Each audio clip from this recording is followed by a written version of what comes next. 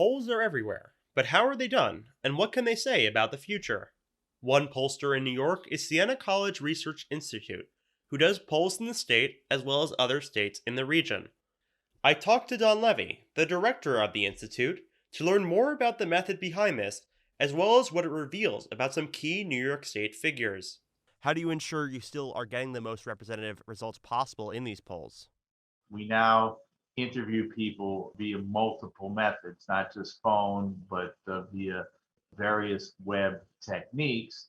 And we always are comparing our sample, the group of people that respond to us, to a representative sample of that geography. So we're basing how different is our sample from that which the census has arrived at.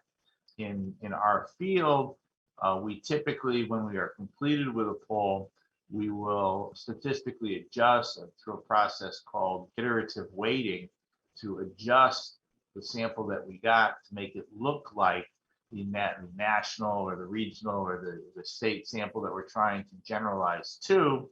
And we do that by adjusting the weight of each respondent's answer to make their particular demographic representative of the overall demographic. So simply put, if we don't get enough young people, it tends to be easier to get older people than younger people to respond to polls.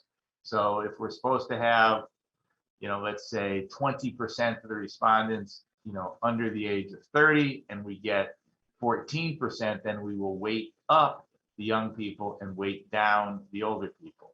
It's interesting that we're concerned not just with having a poll or a sample that is representative by demographics, but in today's world, we have to have people who are representative by their ideological stance as well.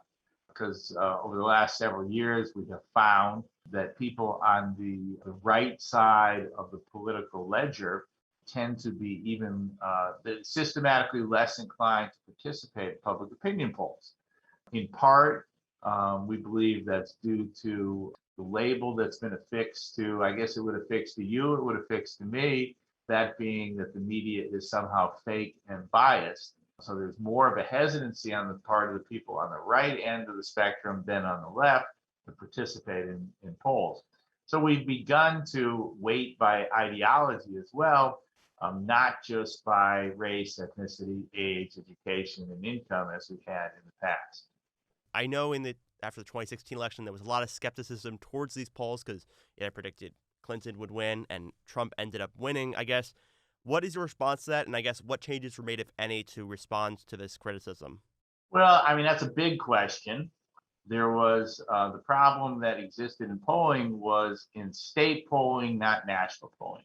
The error that occurred in 2016 primarily was due to not taking into consideration sufficiently educational attainment in the sample. So that was one of the problems in 2016. The other was that there were the states in the great Midwest, the northern Midwest, Michigan, Wisconsin, to some degree Pennsylvania, were underpolled.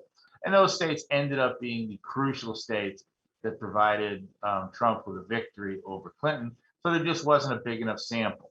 Obviously, two big scandals with former Governor Andrew Cuomo, the nursing home scandal and the sexual harassment accusations, and then just James' report. I guess, could you talk about how Cuomo was affected in terms of polling-wise, how that shifted as a result of those two scandals? During, the pandemic period, New Yorkers tended to feel as though Andrew Cuomo was doing a very good job addressing the pandemic.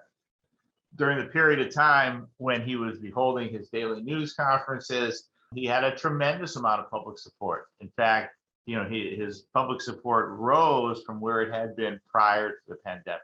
As things moved on and the question about the manner in which he and his administration handled moving patients into nursing homes initially, and then subsequent to that, releasing data about what happened to those people, that was one area where, we'd ask a question, overall, how good of a job do you think Andrew Cuomo has done managing New York through the pandemic?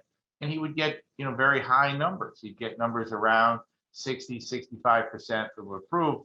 But the one number that he would get that would be highly negative would be his handling of nursing homes.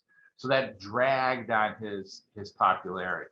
Fast forward to when the first allegations about sexual harassment came forward, then again, that threw his support, moving negatively. At first, New Yorkers were hesitant to say that they believed that he had committed sexual harassment. A small plurality initially believed it, but a large percentage of New Yorkers said, I just don't know.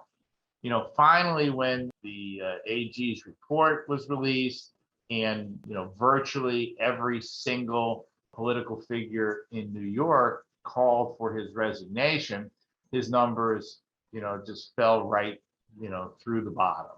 But interestingly, at the same time, we said, well, looking back over the last 10 years, Andrew Cuomo was governor for a very long time. Looking back over the last 10 years, do you think Cuomo did an excellent, good, fair, or poor job as governor? And here, despite the fact that 67% said he should have resigned, we find that 50% say he did an excellent or good job as governor. Moving on to Kathy Hochul, who's now the governor of New York, former lieutenant governor. And in terms of polling, it looks like she has the most positive reception, but a ton of people are undecided or I don't know. And I get that she's new, but how does that expected to change over time? And where do you think that will break in terms of approving or disapproving of her? I think that Kathy Hochul was largely unknown. The job of lieutenant governor of the state of New York has no specific job description. Kathy Hochul was an extremely active lieutenant governor.